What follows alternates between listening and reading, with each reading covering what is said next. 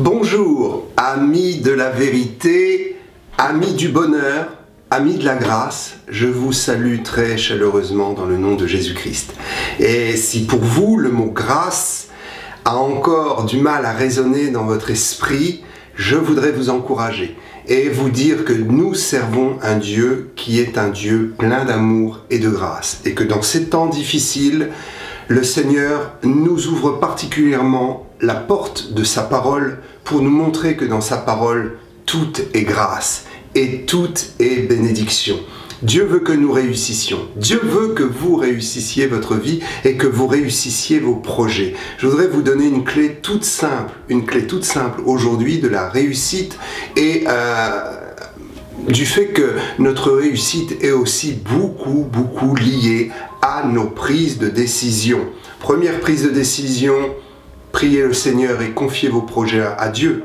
Si vous ne confiez pas vos projets à Dieu, si vous ne consultez pas le Seigneur, c'est déjà un mauvais départ. Et même si vous n'avez pas beaucoup la foi, croyez qu'en une minute simplement, le ciel vous entendra. Le roi du ciel vous entendra. Confiez vos projets à Dieu. Ça, c'est la première des clés. C'est ce qui garantit le départ correct. Et c'est ce qui garantit un avenir de réussite. Et la deuxième chose, je vais vous montrer dans la parole de Dieu ce que c'est et lire avec vous dans Luc chapitre 14 et verset 28. Évangile de Luc chapitre 14 verset 28.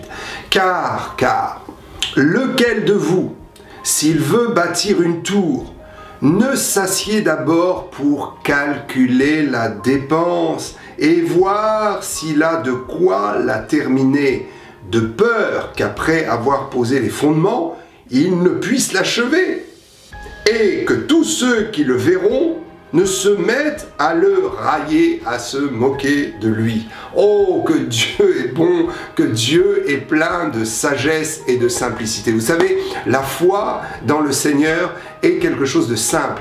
La réussite dans la vie, dans les principes que Dieu nous donne, est absolument simple. Le Seigneur a dit qu'il fallait que nous redevenions comme des petits-enfants et que nous ne cherchions pas à trop nous compliquer l'existence et le cerveau. Si vous avez un projet, commencez par calculer la dépense. Commencez par voir si à travers votre projet, vous avez de quoi continuer, persévérer et aller jusqu'au bout. Il y a des projets qui demandent beaucoup de persévérance. Il y a des projets qui demandent plus de persévérance que d'autres. Examinez en vous-même et essayez de comprendre si dans le passé, vous avez des signaux qui s'allument pour montrer que vous êtes un homme persévérant ou une femme persévérante. Si c'est le cas, alors sachez que si votre projet demande de la persévérance, c'est bon, vous aurez de quoi payer du prix de votre persévérance, de votre foi et de votre investissement. Et puis, si votre projet coûte de l'argent, eh bien, ne jouez pas les autruches, mais asseyez-vous et essayez de quantifier quelle est la somme qu'il vous faut. Et si Dieu vous a demandé de faire quelque chose, croyez qu'il vous donnera aussi la somme qu'il faut. Mais calculez et cherchez à savoir comment vous allez avoir cette somme. Est-ce que c'est simplement en priant sur vos genoux? Est-ce que vous avez une communauté, des amis, des gens qui autour de vous pourront vous financer? Peut-être c'est le cas et il faudra leur faire des demandes de fonds pour qu'ils vous aident dans ce projet. Et il faudra bien préparer votre projet pour leur présenter afin que ce projet puisse toucher leur cœur et attirer leur décision de vous aider, qu'ils puissent être motivés pour vous aider.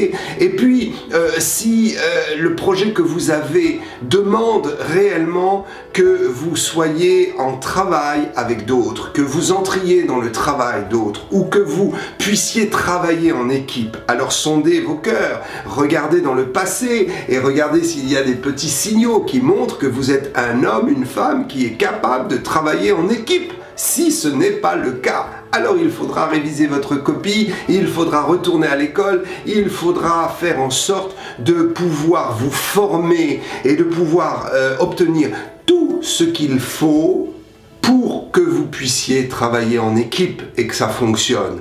Calculez la dépense dans tout ce que vous avez à faire. Calculez la dépense. Si vous voulez vous marier avec quelqu'un qui n'a pas la même culture que vous, calculez la dépense et sachez ce que ça pourra coûter pour que ça réussisse. Parce qu'il faudra que chacun y mette du sien et il faudra peut-être essayer de trouver un terrain commun d'entente pour pouvoir s'harmoniser. En toute chose, nous devons projeter notre projet dans l'avenir et nous projeter nous-mêmes avec notre projet dans l'avenir pour voir si nous avons la capacité de payer, d'entreprendre et de tenir jusqu'au bout. Si vous pensez que vous êtes appelé par exemple à être pasteur, sachez qu'il faut payer un grand prix et ce n'est pas un prix d'or et d'argent, ce n'est pas un prix qui va vider votre compte en banque, c'est un prix qui va vous investir vous-même, qui va faire que votre personne devra être investi totalement pour le Seigneur. Ça veut dire qu'il y a un grand prix à payer, quel que soit ce que vous ayez à faire dans une entreprise par exemple. Si on vous propose un poste et que vous devez donc prendre de la promotion, c'est une très bonne chose, mais commencez à calculer la dépense et mettez tout ce qui est en votre pouvoir pour pouvoir réussir. Qu'est-ce que nous mettons en œuvre? C'est ça la question. Que mettons-nous en œuvre? Que mettons-nous en place pour nous donner les moyens de la réussite? C'est pourquoi la Bible dira cette chose très simple, que si nous voulons entreprendre quelque chose, il faut calculer la dépense. Car lequel de vous, s'il veut bâtir une tour, ne s'assied d'abord pour calculer la dépense et voir s'il a de quoi la terminer. Et il y a des moments où il faut savoir s'asseoir, réfléchir calmement, prendre un papier, un crayon, noter, dire voilà, ça c'est mon objectif, c'est un objectif incroyable, complètement fou. Est-ce que je vais avoir les moyens? Est-ce que je vais pouvoir aller jusqu'au bout? Posez-vous la question. Et souvent, lorsque nous nous posons la question, nous arrivons à savoir si ce que nous avons dans la tête et si nos projets sont vraiment des projets qui viennent de Dieu ou si ce sont des projets qui ont été créés tout simplement par une ambition personnelle qui n'a rien à voir avec la bénédiction et l'assistance du ciel. Que la grâce vous soit donnée. Je vous encourage, nous sommes encore dans des temps estivaux, des temps de vacances, des temps de repos. Alors pour tous ceux qui sont encore en repos, je vous dis, prenez du temps pour réfléchir à vos projets pour la rentrée. Commencez à vous projeter sur la rentrée de septembre et voir comment vous allez embellir votre vie et comment vous allez utiliser votre temps pour devenir quelqu'un qui sera un bâtisseur de l'avenir à travers vos projets. Profitez de ce temps de repos pour vous asseoir, calculer la dépense et vous donner les moyens de pouvoir payer le prix.